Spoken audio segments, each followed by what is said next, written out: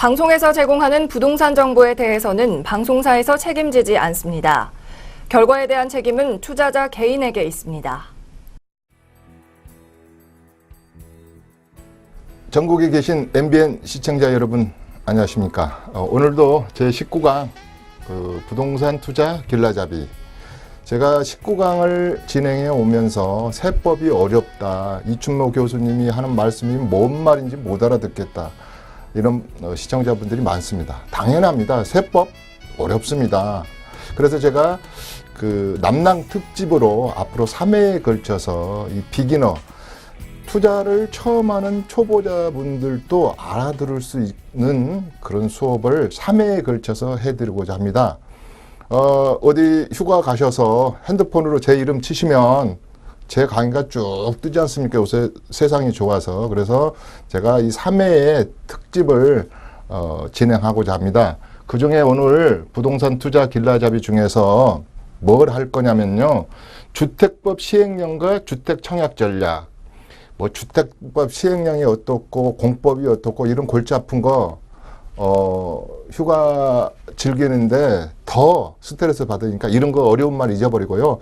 신혼부부들이나 이런 분들 할 때 뱃속에 아기도 의사 진단서만 있으면 가점을 해주겠습니다, 이런 거 있죠. 그래서 오늘은 아주 쉬운 얘기로 쉽게, 하도 이춘모 교수님 수업은 어렵다. 그래서 오늘은 쉬운 한국말로 아주 쉽게 얘기했습니다. 자, 집에 청약 통장들은 다 하나 있어요. 옛날에 부금을 들었던, 저축을 들었던, 예금을 들었던, 2009년도에 종합저축통장을 만들었던, 일단 아직까지는 법이 안 바뀌었으니까 12개월 이상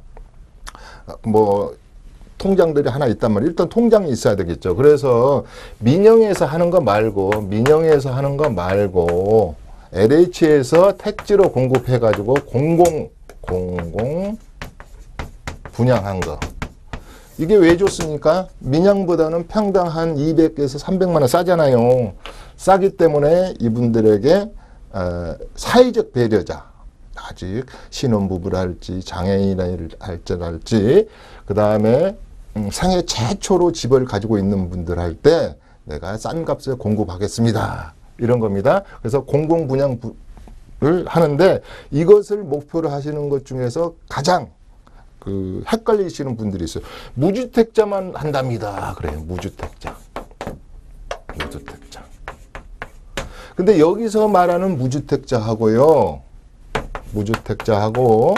우리가 국세청에서 바라보는, 세법에서 바라보는 무주택자하고는 완전히 틀려요. 이걸 이제 헷갈리신 분이 있어요. 자, 무주택자만 공공분양을 한답니다. 점수도 84점이랍니다. 자, 84점. 본인 빼고 가족이 6명만 되면 한 명당 5점 해가지고 35점을 주겠습니다. 통장 들은 지가 한 15년쯤은 만점을 주겠습니다.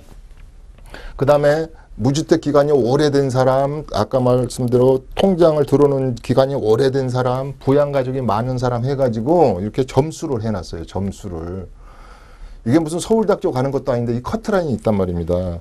그래서 서울 지역에, 잘 나가는 지역에 프리미엄이 좀 높이 형성될 곳들은 75점 이상 해야 된다더라, 이렇게 얘기를 하잖아요. 그럼 우리가 애들 수능처럼 1개나 2개 틀려야 돼요. 그렇지만 그 컨디션이 그렇게 어렵지도 않아요.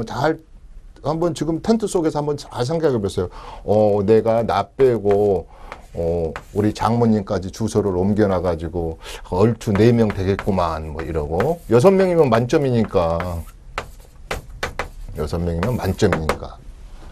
근데 이때 내가 세법에서 뭐라 그랬어요? 의료보험 좀 아끼려고, 이런 청약 같은 거 아끼려고 주소를, 주민등록을 다 이전에서 했다가 집할 때 이분들이 혹시 집을 가지고 있거나 그러면 낭패를 보는 수도 있다 그랬어요. 그래서 국세청에서 바라보는 1세대 1주택 개념, 무주택 개념하고 완전히 차원을 달리해서 생각해야 되는 거예요.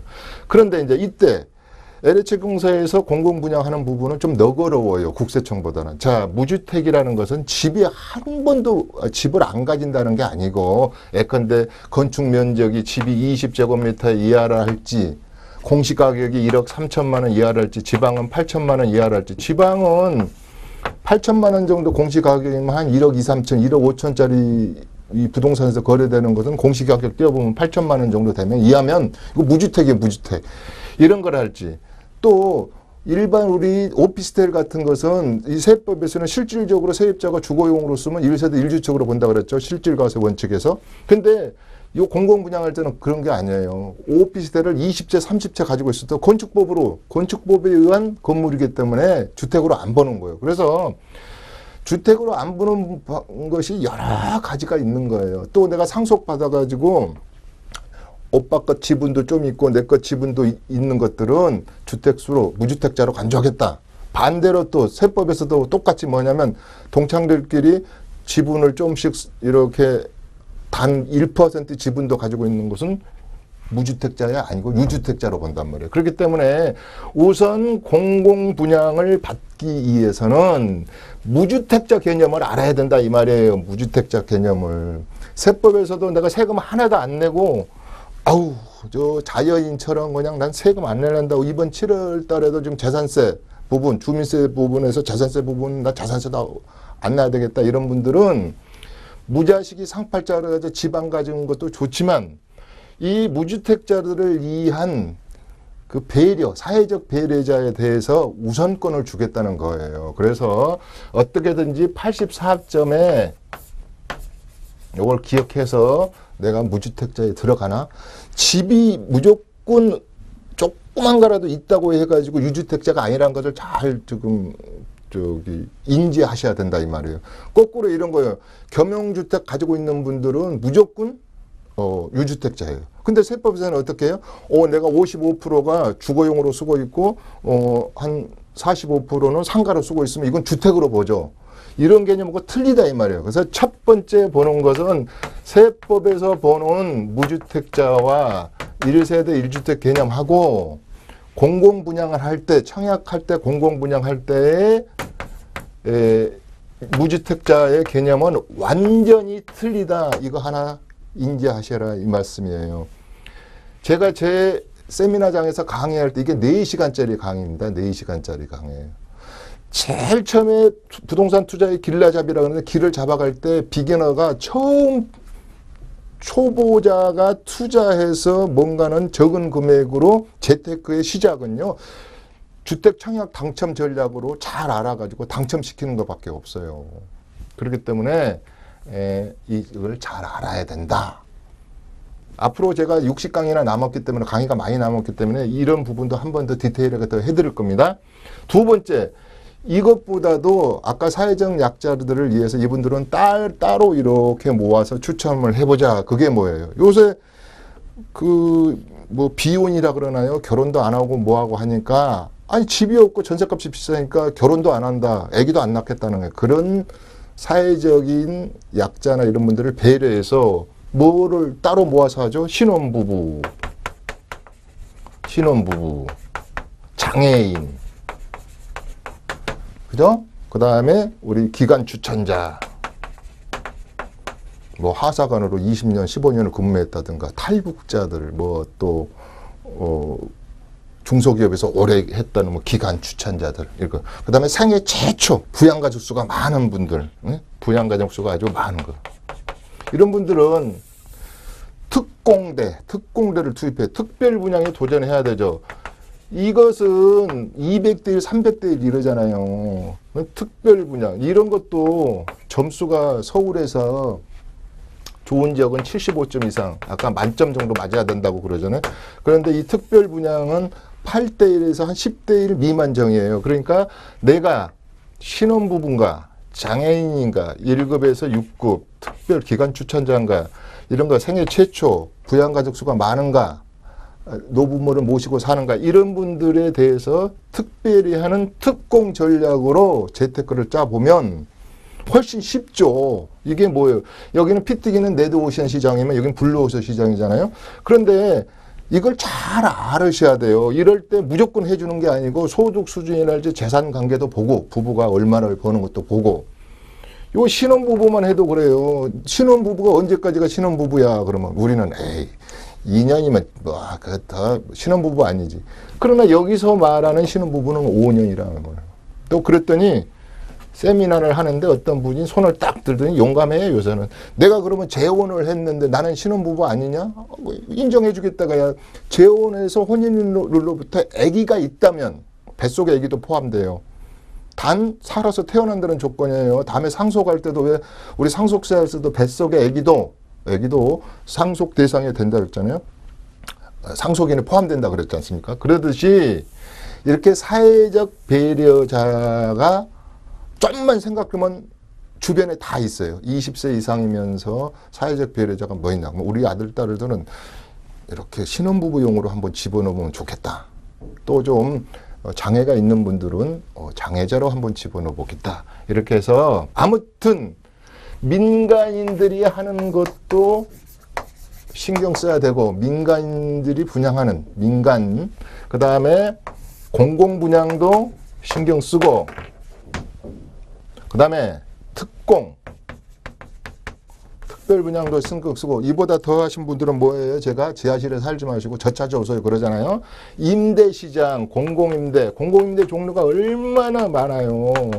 매입임대, 그 다음에 10년 임대, 50년짜리, 거의 무한대 임대, 부분 임대, 할부 임대, 조건부 임대, 토지 조건부 임대, 그런 것들이 많이 여러분들의 사회적 배려자를 위해서 특히 이번 정부는 부동산 값이 이렇게 뛰니까 그런 쪽에 공공임대 부분에 임대를 가지고 끝까지 죽을 때까지 임대 아니에요. 어느 컨디션이 지나가면 나 앞으로 해주는, 등기를 해주는 그런 임대가 많기 때문에 이렇게 해야 되죠. 제가 파산 면책학교 같은 거 운영할 때나 이런 임대 같은 거 할 때 제가 이제 이 부동산 시장에서 한 30년 있다 보니까 별게 이게 아는 것도 많지만 그런 층들이 많이 상담을 해 오거든요. 쉬운 말로 해서 이런 거예요. 그러니까 법을 몰라서 그러시는 거예요.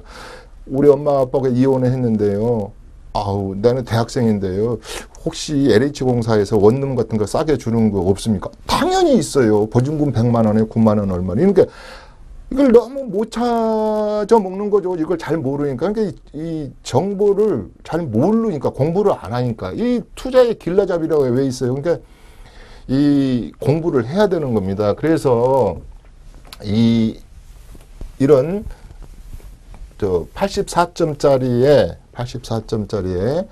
도전하시는 분, 그 다음에 특별 분양에 도전하시는 분, 그 다음에 공공임대주택에 도전하시는 분, 앤드 기타 분들은 시간이 없어서 설명을 못해서 그렇죠. 요 안에 숨어있는 여러 가지 조건들이 복잡단안해요. 복잡단안해. 예, 그래서 우선 부동산 투자의 길라잡이 중에 대표적인 게 청약시장을 도전해라. 그러면 청약시장 도전할 때 하나의 우리 남낭 특집이니까 자 10월 11월 내년으로 넘어가가지고 프리미엄도 붙고 경쟁률이 200대 1 300대 1 지금 딱 네 군데만 제가 찍어드린다 그랬죠. 찍어드려. 서울대학교 가려면 찍어주는 강의. 열심히 노력하시는 분한테 이렇게 떡이라도 하나 더 드리고 싶고 정보를 알려주고 싶잖아요. 자, 올해하고 내년 대표적으로 나오는 것 중에 하나가 아직도 이래라는 시장이, 송파구의 이래라는 시장이 2만 세대 이상, 2만 3천 세대 시장이 남아있고 이 알파가 하나 나올 확률이 있어요. 그 앞에 골프장이 미군들 그 골프장이 옛날에 그 남성 골프장인가 이 국방부 골프장이 미군들한테 빌려줬거든요. 이래하고 딱 붙어있어요. 이렇게 쓰면 이래 요만큼 있는 것을 저기 평택으로 미군들 이사하는데 이게 많이 드나 봐. 그래서 이걸 LH한테 팔아서 제2의 이래를 만들 것 같아. 그러면 이제 이건 아직 확정된 건 아니지만 지금 북이래가 이렇게 남아 있어요. 아직도 2만 3, 4천 차례가. 요거 1순위, 2순위 그 옆에 감일지구, 감이지구, 그 다음에 감북지구, 그 옆에 초이지구 이런 거, 감북, 초이, 그 다음에 요쪽 성남시로 가면 고등지구, 판교투 이런 거 많이 남아 있잖아요.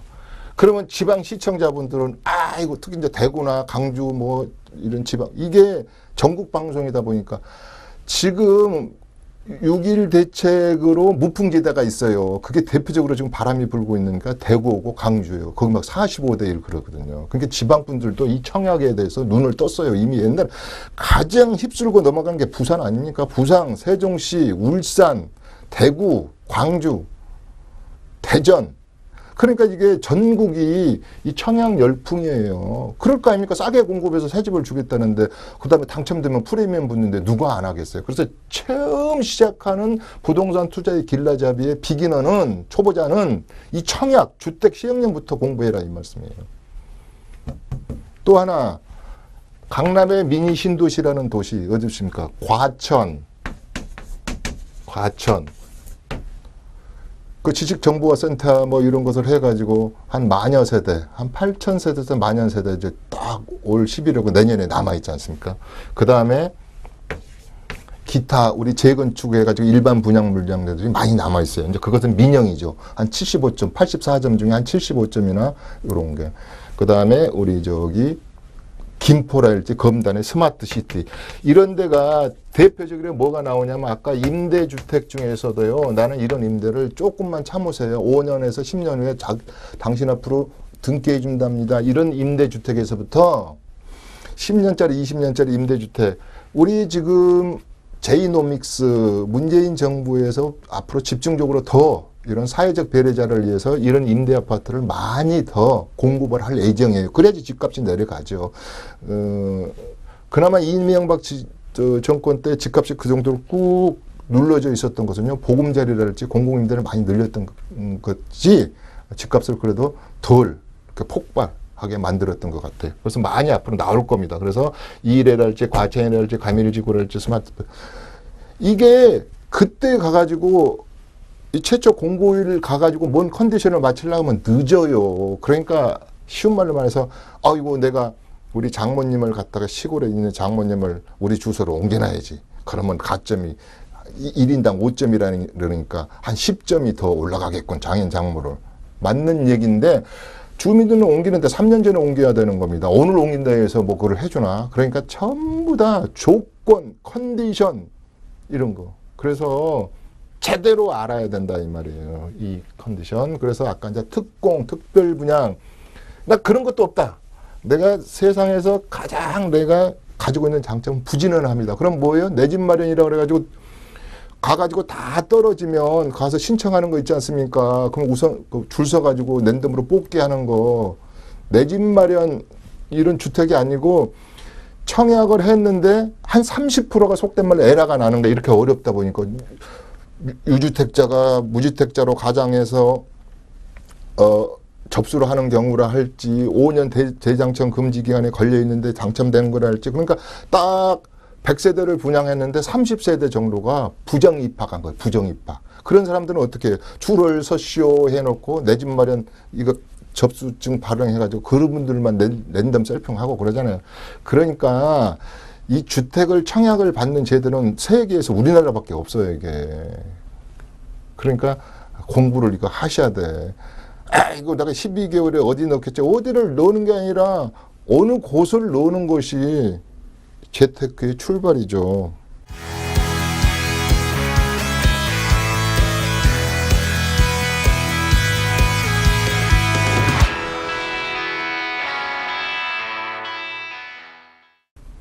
두 번째, 부자들의 질문. 부자들의 질문.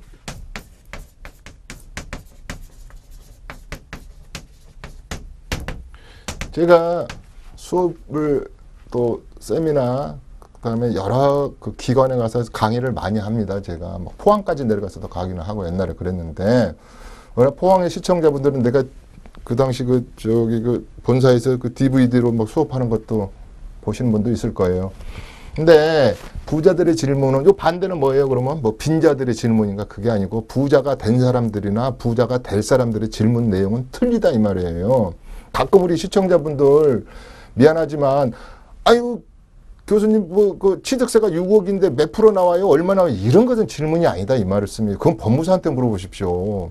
그래서 제가 방송이 끝나면 과거에 다른 타 방송에서 방송을 진행할 때는 막 80통화씩 받아요. 그러면 제가 샤워하면서도 화장실에서도 전화 받은 적이 있는데 질문다운 질문을 하자는 이유는 공부를 좀 해서 질문을 하자는 거예요. 청약 저축에 관한 이런 것만 하더라도 교수님 아빠가 좀 일찍 돌아가셨는데 아직 전매 기간은 끝나지 않았는데 이게 LH 공사에서 제 앞으로 소유권을 명의전을 해줄까요?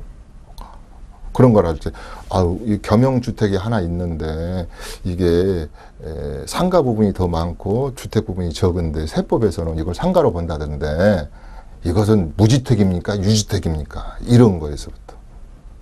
또, 내가 지방에, 제가 강주에 삽니다. 근데 집값은 1억 5천인데, 공시 가격을 떼어보니까 7,900이에요. 8천만 원 이하란 말이에요. 저는 무주택자로서 공공주택에 청약할 수 있습니까? 이런 것이 부자들의 질문이라는 거예요. 그러니까 제 말은 공부를 해서 좀 제대로 돼서, 이제 이분은 우리가 그렇잖아요. 여기 학교 선생님들도 저 녀석 서울대 가겠구만. 아이고 저 녀석은 지방에 어느 대학도 못 가겠네. 이걸 질문 들어보면 알지 않습니까? 저도 마찬가지입니다. 30년 동안 옛날에 영순위 통장, 그 다음에 20배수 이런 거, 제가 부동산 이 관련 청약에 제일 기억나는 게 뭐냐면, 지금 우리 시청자분들 중에서는 지금 아파트나 아파트 사시는 분도 있을 거예요. 그 당시 분양가가요 134만 원짜리였어요. 아파트 가면 제일 큰 평수가 60평짜리가 있는데 분양가가 1억 2천이에요. 1억 2천. 그러면 34평 AB형 그런 분양가가 얼마냐? 3,400에서 한 4,200, 300. 그런 시절도 있어요. 88년도에. 그렇기 때문에 전통적으로 이 청약 시장을 제가 많이 강조하는데, 또 이것만 강조하면 뭐 그렇다고 해서 제가 LH 공사에서 나한테 표창장 줄 것도 아니고, 일단 재테크로서 초보자들은 청약 관련, 주택 청약 관련을 아주 달달달달 좀 외웠으면 돈 없어도 재테크 못한다는 소리는 하지 마십시오. 이건 10%, 20% 계약금 걸어놓고, 그다음에 요새는 또 뭡니까? 무이자 이런 거 다음에 또 등기나서 등기로 전세로 가지고 등기도 치고, 그래서 오늘 얘기를 좀 하고 있는 겁니다.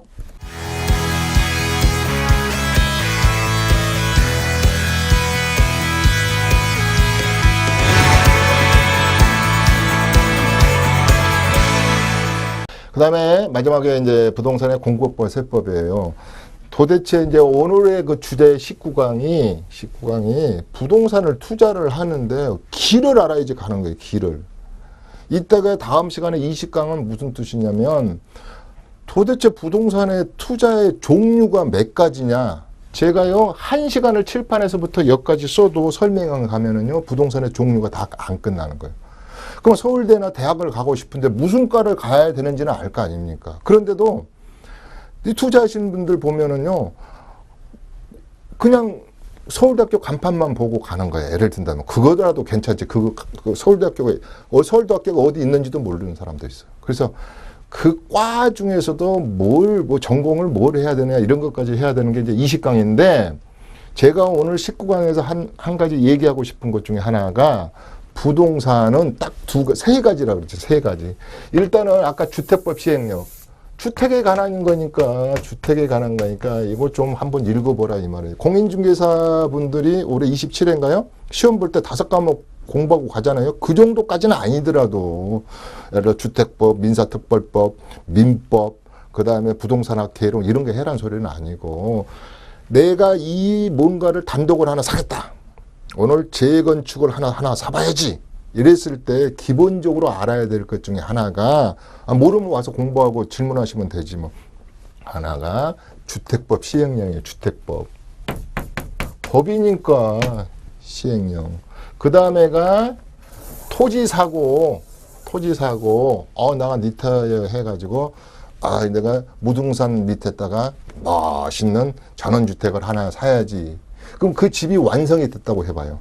그 집이 완성이 되기까지 수많은 공법을 거쳐서 가는 거예요. 용도는 어떻고, 그린벨트 지역에는 해제가 어떻게 안 됐나, 건축법이 어떻고, 공법. 우리 부동산에 대한 관련 공법이 100개가 넘어요. 수질에 관한 거, 등기법, 측량에 관한 거, 그 다음에 공간법, 여러 가지 있는데, 그걸 어디 지금 공부할 게 아니니까 다 빼시고, 딱 써머리 해가지고 딱 나하고 관계 있는 것만 콕 집어서 알아셔야 된단 말이에요. 그걸 안 하고 가면 부동산 길라잡이가 아니고요.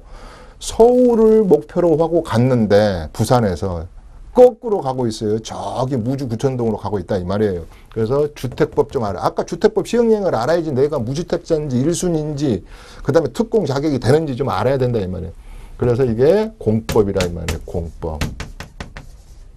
공법이 내가 뭐라 그랬어요 전번에. 옛날에는 전부 다 국가가 규제만 해가지고 이게 공포스러운 공법이야. 근데 지금은 서로 피하간에 정부나 토지를 사용하는 우리 민간인들, 국민들이나 공법 개념으로 됐으니까 이 공법을 좀 알아야 되는 거예요. 이 공법이 여러 가지가 있잖아요. 시험 요새 보면은 다음 이따 20시간에 내가 강고의 진실을 할 건데 21강이군요.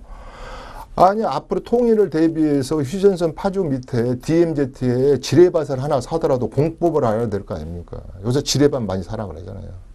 또 서산에 쌀 2가마니 잘 테니까 간척지를 사십시오. 다 농지법, 산림법, 다 공법과 관계가 있어요. 우리 저기 있잖아요. 강주 빵집 이모님은요. 자기네들끼리 뭔 토지를 하나 사놨나 봐. 비행기장 한다고. 그 공법을 모르니까 좀 안 팔리는 것 같아. 이러듯이 이 공법을 알아요. 그 다음에 뭐예요? 제일 중요한 게. 내가 제일 좋아하는 거. 내가 제일 좋아하는 게 빨간 걸 써야지. 세법 아니에요. 세법. 미리 계산하자. 세법. 세법. 텍스 플래닝. 플래닝을 싸는 거 아니에요. 플래닝을. 뭘? 요게 부동산 투자의 길라잡이가 요 세 강자를 보따리에다 딱 메고 배낭에다 딱 메고 출발을 해야지 서울로 오지 무주구청동으로 간다 이 말씀이에요. 자, 19강. 오늘은 부동산 투자의 길라잡이 중에서 청약에 관한 것을 간단하게 짚어봤습니다. 자, 20강. 다음 시간에 20강을 넥스트 타임이죠. 강의는 계속되겠습니다. 이춘모였습니다. 재테크, 세테크. 여기서 마칩니다.